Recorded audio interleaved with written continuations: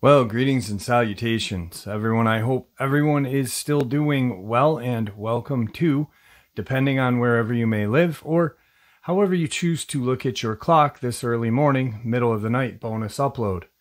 Before we jump into it, a couple links. As many of you know, I rely on Patreon, PayPal, channel membership, and the merch to help the channel to continue to grow and go. Links to Patreon, PayPal, and channel membership is in the description below. Merch displayed directly under the video.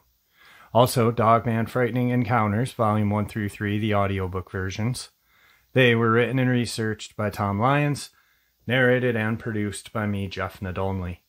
Those audiobooks are available on Audible, Amazon, and iTunes, links to which are also in the description as well. And finally, last but definitely not least, if you'd really like to help support the channel to continue to grow and go, simply subscribe. It does not cost a cent. Click the like button, takes half a second. If you don't want to miss out on any of the informative uploads that I put out daily, click that bell icon, and folks, please leave a comment. Why? Well, because all of these things really do help this channel to continue to grow and go. And folks, they definitely do matter. Now, everyone, I have taken far too much of your time. Let's jump in to this early morning, middle of the night bonus upload. Shall we? Today's one and only experience. Just so that you have an idea of my background knowledge and experience, I grew up all over the rural southern United States, from the Appalachian Mountains to the swamps, backwoods, and bayous of the Deep South, where I spent most of my free time deep in the woods up until my early 20s. I spent a lot of my time hiking, camping, hunting, and fishing, and I've always felt at home and at peace miles from nowhere. The more remote, the better. I'm well educated. I have a degree in the field of science, and I've seen a variety of wildlife like coyote, wolves, panther, and bear in the wild. When I was about 17 years old, my family moved to the Florida Panhandle. The woods in that area and around my house went on for many, many miles and are only interrupted by the occasional creek, river, country road, and farm. There really are miles of woods to see and very little traffic out there. I was told by the locals that the area around my home had a special significance to the Native Americans, and on a few occasions people alluded to things being odd in the area, but no one ever told me anything specific. If anything, the few who seemed to know anything got weird and quiet if I pressed them about why they made remarks about the woods, so I dismissed it and lived my outdoor life as normally as I would. On one occasion, some of my friends came over to our property and decided to go camping. We went down to one of the creek bottoms a mile behind my home. We hung out for a while, but after remembering all of the water moccasins that hung out down there, I decided against camping out there out of concern that I may get bitten by a snake in the dark. There were a lot of cottonmouth down there, and they became more active at night. So around dusk, myself and another kid went back to the house, and the other two were going to camp out there at night. Probably an hour after dark, the other two showed up looking shaken. They said they were going to sleep inside as well.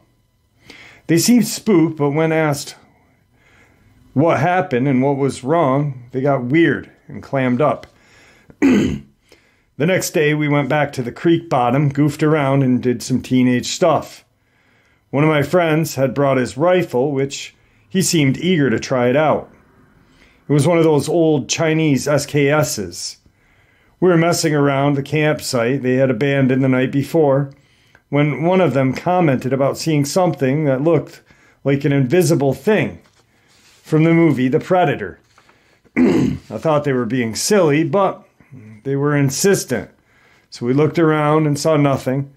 A little while later, the friend with the rifle shot up into the trees, which was immediately followed by a huge splash in the creek. When I looked at the creek, I saw large waves from the impact, like something had been thrown really large with a lot of force. For a fraction of a second, I thought I saw something brown and blurry in the creek, but before my eyes could even focus on it, nothing was there to be seen. Yet, there were waves still moving, It was weird. I was surprised. I didn't know that he intended to shoot at anything and had been looking the other way. My other friends didn't seem to know what had just happened either. We asked him what had just happened, and he said that he had seen a large hairy thing on a large limb of the tree and shot at it. I know that was absolutely irresponsible of him. I asked him what he just shot. Was it a raccoon or something? No, he said. It looked like something out of the zoo, kind of like a big monkey or something, but it had a face, and it was looking at me. I must have hit it because it fell into the creek. All of this happened in less than a minute, and we ran 25 feet over to the creek, where Will had heard the splash. There was still a slight disturbance in the water, but we never saw anything. When I questioned the friend, he reiterated what he had seen, a hairy thing that reminded him of something similar to a baboon looking at him on the top large limb of the tree, but it repeated, it had a face and it was looking at him. He repeated, it had a face and it was looking at him. I asked him, what do you mean it had a face? Like a human face? He said, no. It wasn't a human, but it didn't look like an animal's face either. It looked like nothing I had ever seen before. It didn't even look like a monkey's face. It was different. We searched the banks and looked around, but didn't find anything. We even walked down the creek a good ways to see if he had killed something and maybe it floated away. But we never found anything, no blood, no tracks, no fur. But whatever had happened, he had irresponsibly shot at something, and even if out of surprise, it had fallen into the creek, but we never found a sign of it. It was shortly after this that things started to feel weird, a little eerie, and we called it a day. I never knew what to think of that event, and I think I had written it off as something had either just didn't make any sense, or some kind of crazy, or a very successful prank. I even asked the other two guys if they were screwing with me, and they swore up and down that they didn't know anything. One of them did see him fire the rifle, but didn't know what he was shooting at. He said that he had saw something fall in his peripheral, but when he looked into the creek, there was nothing there. Life continued on as normal, and I spent a lot of my free time hiking and exploring and looking for fishing holes off of that little creek. At some point in time after this, I started having weird experiences in the woods periodically. Sometimes, usually late in the day or at dusk, I would get this feeling like I was being watched. The feeling wasn't there most of the time. It would just happen on occasion. I started noticing that sometimes in the evening I would hear strange animal noises from the surrounding woods. A few times it sounded like blood-curdling screams. Once it sounded like the roar, and a few times it sounded like some type of odd bird-like cry, similar to that of a peacock. Being familiar with animals, I always tried to deduce what animal had made this various noise. I concluded that the screams must have been a panther, that the roar was a bear, but peacock noises made no sense. There were 3 neighbors within the next mile and a half on that isolated road, and none of them had peacock. Then late one evening, I heard more of an intimidating scream than before. It just sounded bizarre and caused me a sense of fear and dread. The scream sounded like a woman being murdered. I don't know how else to describe it. It was high-pitched, shrilly and loud, but it seemed too loud and lasted far too long to be a human. I figured it must have been a panther, but it didn't feel right and sent chills down my spine. It was during this last bit of twilight before total darkness, and I heard my ass back home. Sometime after, the occasional sense of being watched and followed began to feel stronger and more malevolent. On a couple of occasions after, when I was out in the woods, I felt that I was not just being watched, but I was being hunted, and that my life was in danger. I never saw or heard anything. The woods were always silent when this happened, and I always quickly made my way home, but made a point to walk, as I felt running may trigger a predator like a panther to chase me. if that's exactly what it was. Whatever it was, it felt like I was in imminent danger of death. It was a consuming feeling like nothing I had ever felt. One day during this time, my little brother and his friends came running excitedly to me and told me that 2 of them had seen a bear. Being that this area had been heavily hunted for many years, there are not supposed to be any bear anywhere near this part of Florida. I asked them what they saw. They said that they had turned around and had seen the hind end of something walking on all 4s out of the edge of the forest. They only saw the very end of the creature and could only see the upper part of its back legs and its back right above its legs. They said that it was brown, it had hair, and it was far much bigger than a dog, so it must have been a bear. Again, there are no bear known to exist anywhere near here.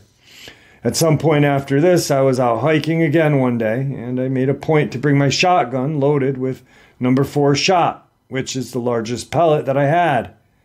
I began carrying it while hiking as a precaution to whatever was out there. I was still leaning towards the panther. I didn't know what else it could have been that would stalk a human and go undetected. I had noticed that the strange feelings and various strange sounds seem to happen around dusk or at night, so I started making a point to get back home well before dark. This time I had stayed out a little too late. Dusk was beginning as I'm making my way home when I felt it again. Something was watching me. No, it felt like it was definitely after me. The level of fear and the senses that this thing triggered were completely different than anything I had ever felt.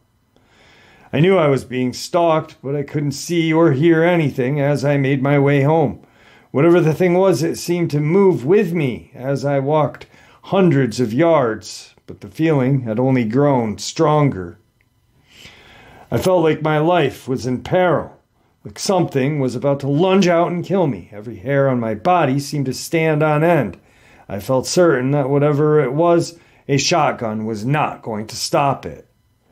Despite the terror I was feeling, I forced myself to stop and scan the woods, looking at both the ground and trees, thinking that I may see the panther nearby readying itself to pounce. There was nothing that I could see or hear. Everything was deathly quiet. It was about this time that I first remembered my inner voice saying, "Don't go, go, don't stop, excuse me." My inner voice saying something like, "Don't stop, go, quick, don't run." I started praying as I was walking toward my home. In every fiber of my being, I felt this sense of malice and intent. Whatever this was, it wanted to kill me. I felt sheer terror, dread, in a way I'd never felt in my 17 years of life. Remember, I grew up in very rural areas full of remote, isolated spots. Those places were where I felt the most peace. Animals didn't scare me, but whatever this was, it did. That feeling was terrifying and consuming.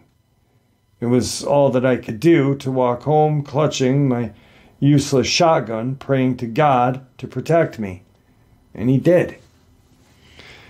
Usually, when I got within 200 to 300 yards from the house, the feeling would subside. This time, the feeling followed me right up to about 50 yards from the house. I continued praying, and as I reached it, the feeling eased off, but I felt like whatever this was nearby and watching. From that day on, I started occasionally feeling this malevolent presence emanating from the nearby woods. Sometimes it didn't feel safe in my own yard at night. I remember one time when I walked into the backyard and heard the scream again.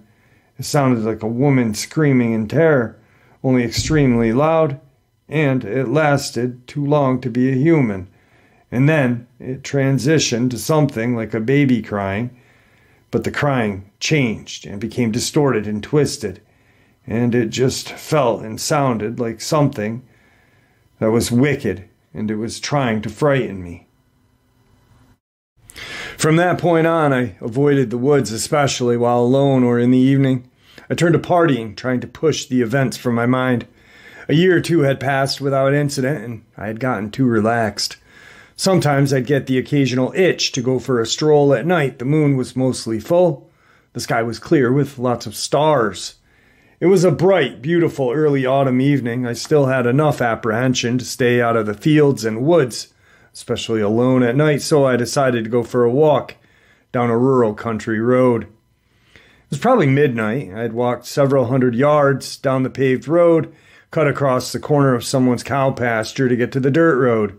I'd gone through an electric fence and had made my way about 50 yards through a pasture when I heard something moving in an adjacent cornfield in the opposite side of the dirt road from that pasture. I stopped and listened and heard the sound of something big moving quickly through the corn rows.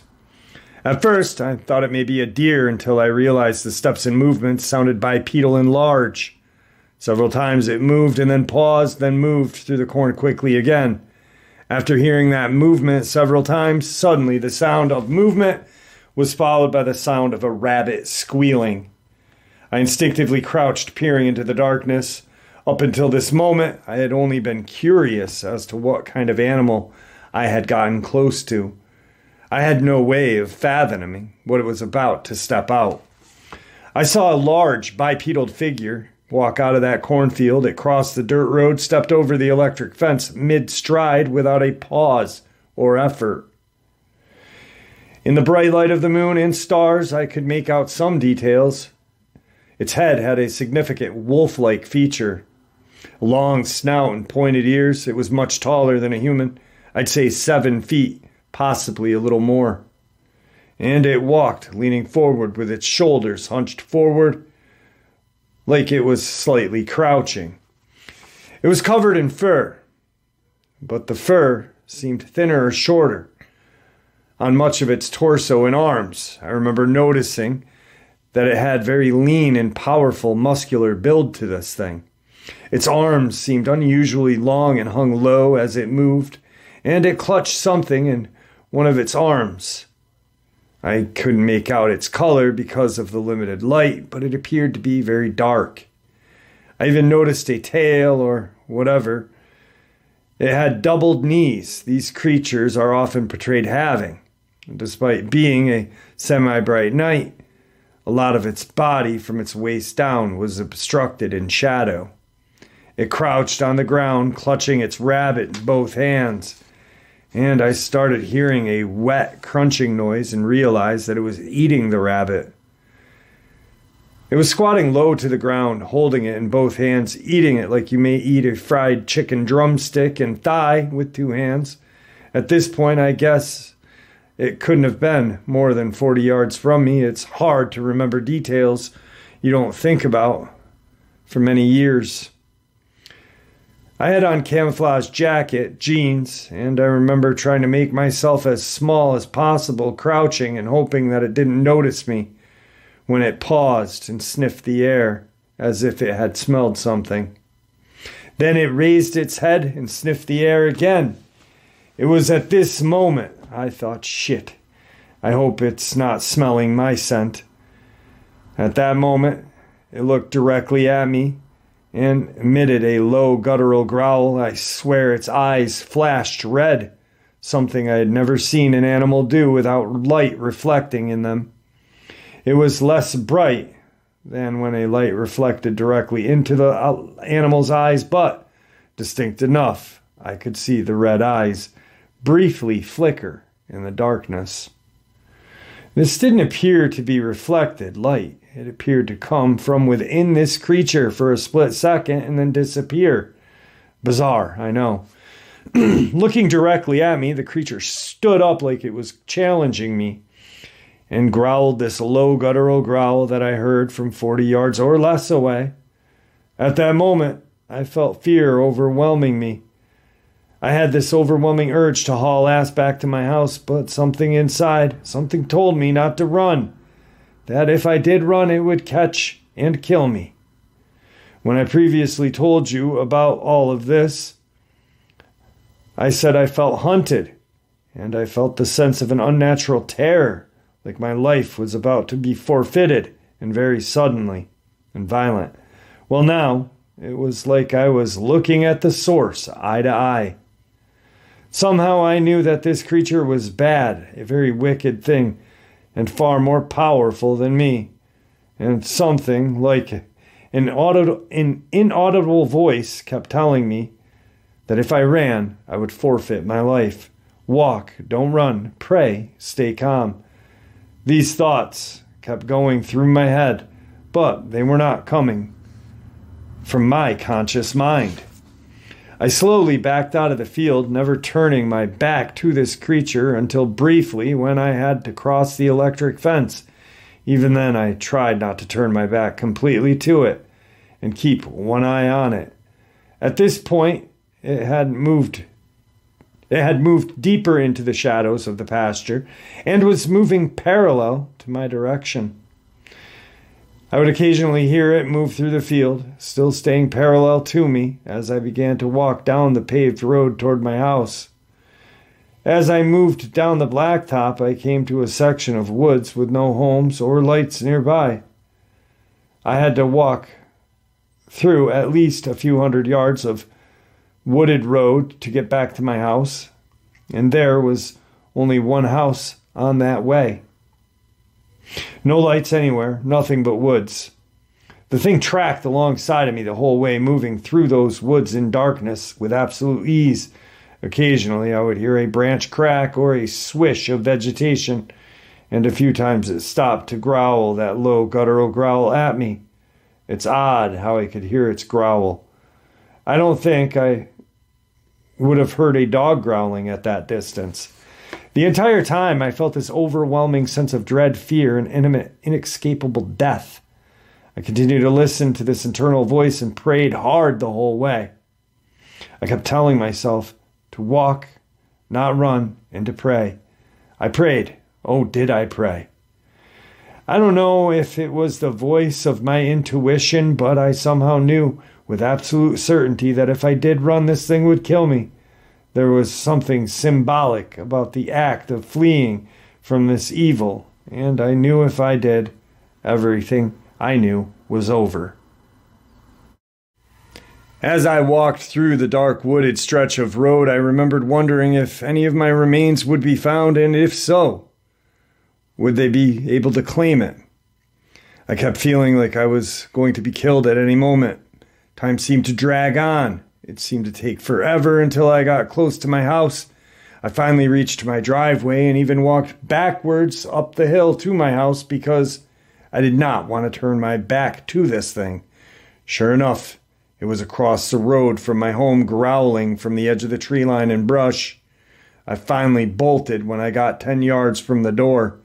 I ran through the house, locking the doors and grabbing my old shotgun, even though I felt certain that the small game loads I had in it wouldn't do a thing but upset this creature even more. I was too afraid to look out the windows as I knew it was outside and feared seeing it looking back at me through my windows. That feeling this thing gave off was not just a dangerous one. It was an evil feeling, a feeling like a wicked, unnatural thing. I sat in my room and prayed, if memory serves, until dawn broke. A few weeks or months later, sorry I can't remember the specifics, my little sister came downstairs sometime around or after 1 a.m, white as a ghost and panic-stricken. She was terrified. You could see it all over her face. When I asked my family what was wrong, they told me she had seen a bear crouching outside of her window. She had woken up with a terrible feeling and knew something was watching her sleep. And when she looked out her window next to her bed, she saw a bear with large red eyes staring at her.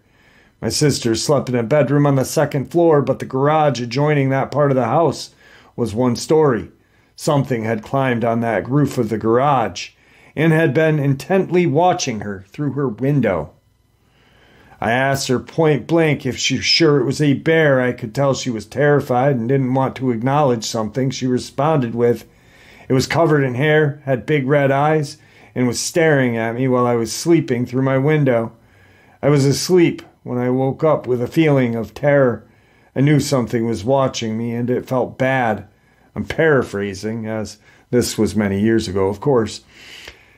I was generally afraid to go outside and even back in the woods around my house after that, but when I did summon up some courage, I would periodically have to abruptly stop hikes in the woods near the house. Everything would be fine, and then I would suddenly become overwhelmed with this ominous feeling that I was living on borrowed time.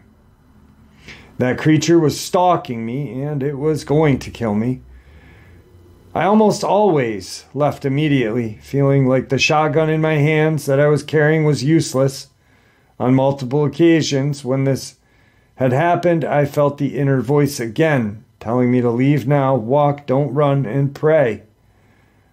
On a couple of occasions that I lingered momentarily scanning the woods for this creature, and I never saw anything, but it felt like it was growing closer and danger grew more imminent, so I always left.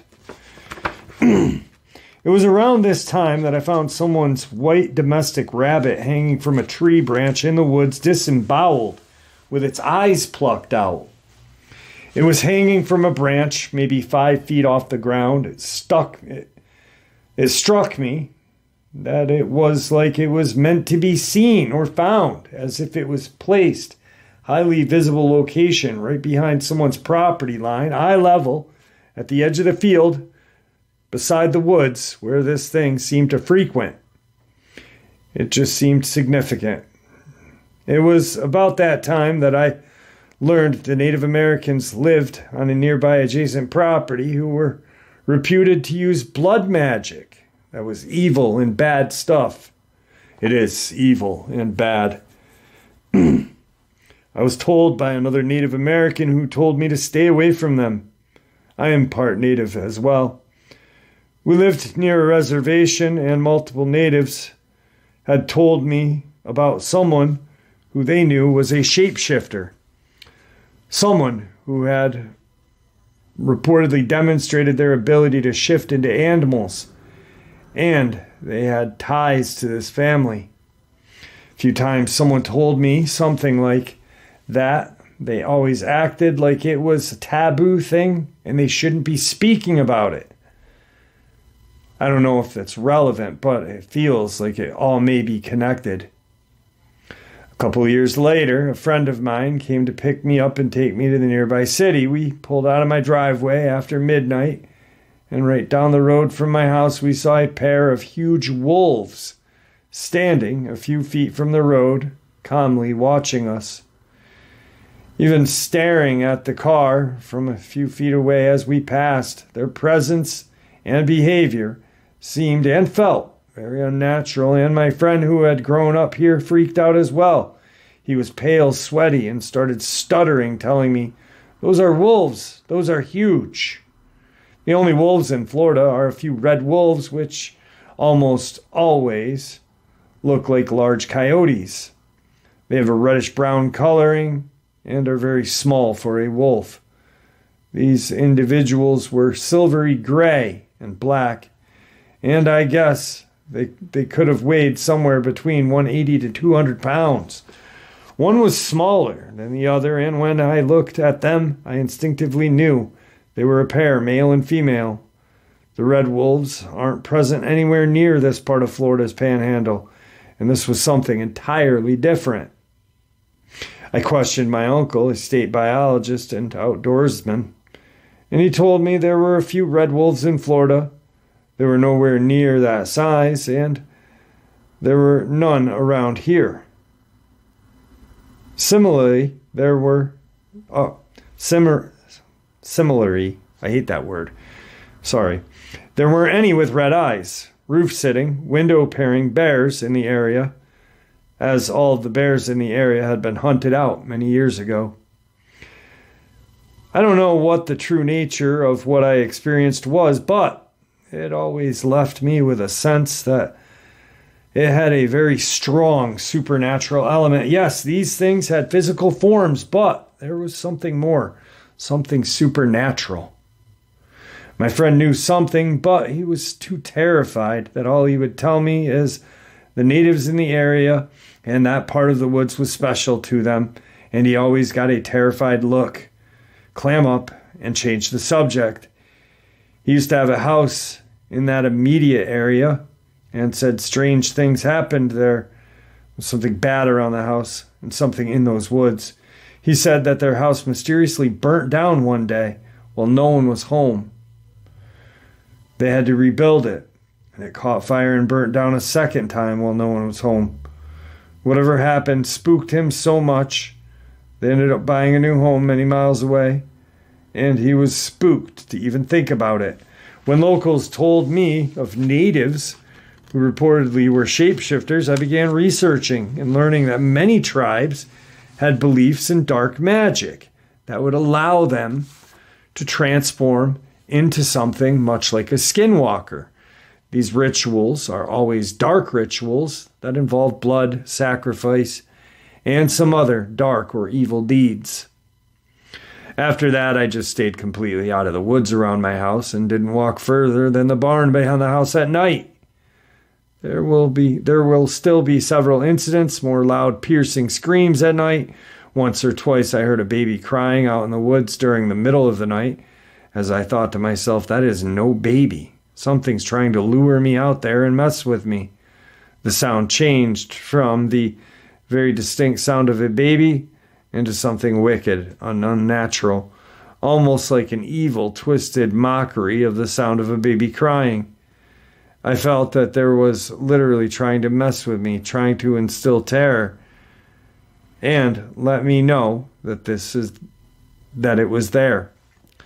One time, I had to talk to my brother and a friend out of going into the woods to look for the baby. And again, as soon as everyone agreed that there could possibly not be a baby crying that loudly in the woods in the middle of the night, the sound changed into something wicked which would curdle your blood. There was also another occasion where we heard puppies crying out from a ditch at the edge of the woods in the middle of the night. Once again, a couple of our friends wanted to rush out there and rescue the puppies, and once again, as I soon pointed out, that it couldn't possibly be puppies out there in the woods at night in BFE. The sound changed, and it was always wicked and terrifying, almost like some evil thing was trying to recreate the most disturbing sounds it could. Shortly after this, I moved away and rarely visit that home, and all of my encounters of this nature ended when I left. Years later, that house was sold. Well, that was his experiences with what he believes is a dogman. Once again, we'll go back to yesterday's topic of theories of where these creatures may come from. And demonic / religion, portal may be here for centuries. You know, there's supposed historic documentation of them going hand in hand with humans over the land bridge between Alaska and Russia. And transformation, you know. And I like how he worded that, much like Skinwalkers, because obviously Skinwalkers is the name for the Navajo. Navajo black witches, dark witches that practice black magic. Shapeshifters, all Native Americans have their own version of the Skinwalker, but they're not Skinwalkers. You know what I mean? It's a phrase frequently thrown out to, I guess, just encompassing all shape-shifting creatures, which is not true. It's, in my eyes, kind of disrespectful to the Navajo. You know, the Ojibwe have the bear walker. And I've talked about that thesis that I read about that. It was an amazing, it was an amazing 6-hour read, but it was really cool. So maybe that could be another theory or reason, or well, not reason,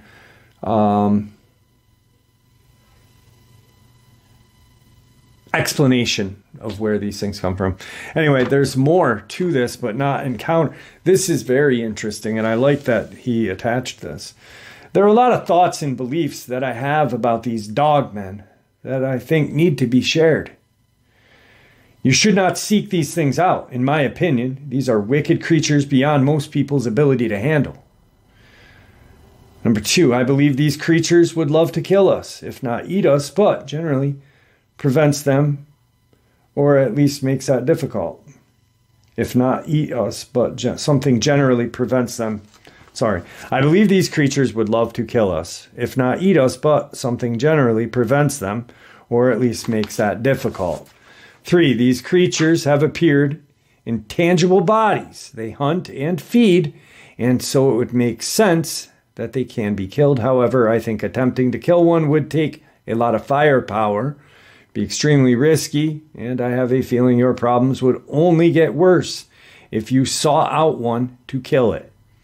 Number 4, they would seem to have the ability to hide themselves from us exceedingly well. I've said that many times. Everything this guy's saying, we say on a daily basis on this channel. I say it when I go out in the woods. How do we not know that there's one? Actually, there's an amazing picture. I've got to share it with you guys. Not today, but I'll make a upload about it. A subscriber had watched the last time I was up to where Tom Mezek disappeared. And he didn't do anything crazy with the video. He just made it black and white, slowed it down, and watched. And there almost appears to be a Sasquatch or something similar to that walking kind of behind where I was, off to the side when I turned and panned around. Pretty interesting. Anyway, back to this. Sorry. Number 5, along with their ability to go unseen, they also seem to be either so evil that their presence creates a supernatural terror, or B, they have the ability to project terror. I'd never felt anything like this in my life. It was not a normal emotion. Number 6, every time my life sense seemed to be in jeopardy, that voice popped up and very firmly, plainly told me exactly what to do. On a couple of occasions, it repeated itself when I didn't do what it said immediately or things seemed especially dire. Up until that time in my life, I cannot remember ever having these voices talk to me like that, giving me instructions or telling me what to do. Personally, I think it was God or your guardian angel. Just right there, an amazing sentence. Just, wow. Just right there is powerful. If you really think about how powerful that statement is. Whether it's praying or rebuking something in the name of Christ, sincerely turning to God seems to offer protection from these things. I've heard more than one person praying aloud or even rebuking them in the name of Christ has great effect. I would encourage any Christ-filled Christian who is troubled by Dogman to react as if it was an evil spirit. Good advice. Good. We all need faith. But there was another, I don't even want to call him researcher, channel, whatever, actor.